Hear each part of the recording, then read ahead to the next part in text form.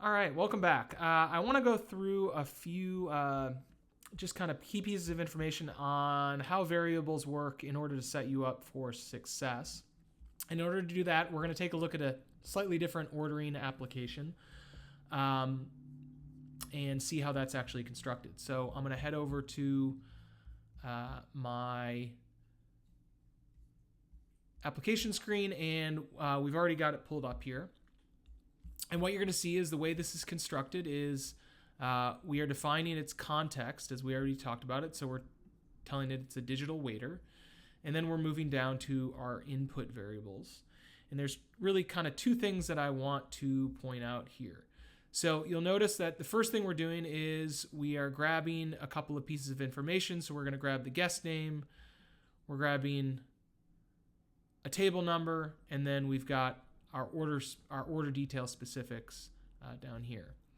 Now what we're doing is the first item in our variable input is our label.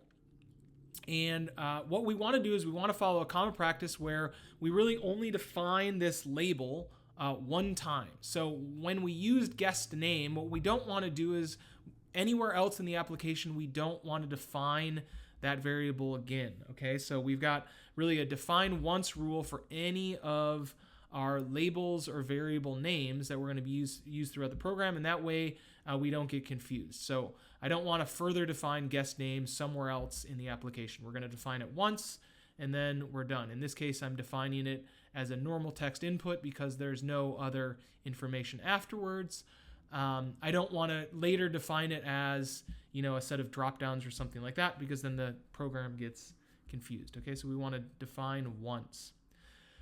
The other thing we're doing here is you'll see that we're actually using a plain text reference. So I'm actually saying to the program that, hey, the guest is going to enter something called guest name, and we're going to define that as the name in plain text that we will then use further down in the application. The same thing with our table, the same thing with our main course, and so on. So we're taking our variable and we're actually defining it as a plain text reference that we can use later in the application. And so if you see here, now when we actually come down to where we're creating our output, we're actually using those plain text references just right in line. So what will be printed is something that says guest, and then we will pull that name from up above that's been inputted as our guest name, and we will print it down in our output. Okay, so that's what you should see. Again, we want to define variables once, and then generally it's easiest to define these things as a plain text reference, so then we can use them further down in our application. Now while I'm on this screen, I'll show you a couple other things, then we can show you, you'll see how they actually show up in the front end. The first thing is required fields.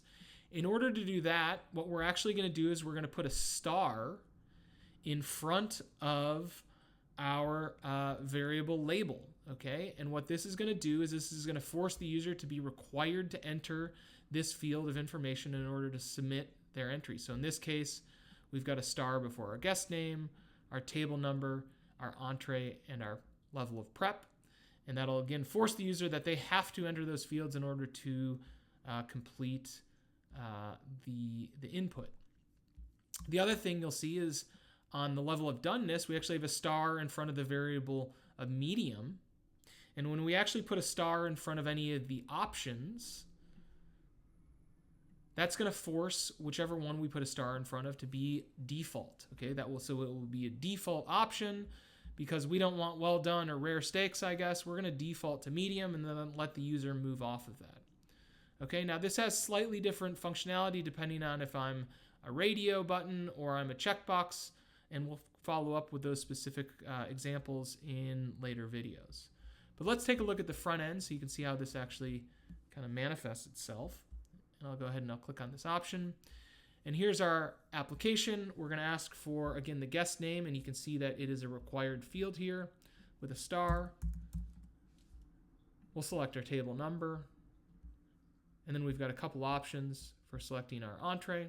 So I'll get the T-bone. You'll see that the level of prep was pre-selected as medium since we had a default. And then what's a steak without truffle fries? I don't really need any other special requests, but I could put in notes here if I wanted, and then we'll process that. And what's going to be printed out then is our order ticket that shows our guest name, the location, the item that was ordered, and our side selections. All right, we'll check you out in the next video.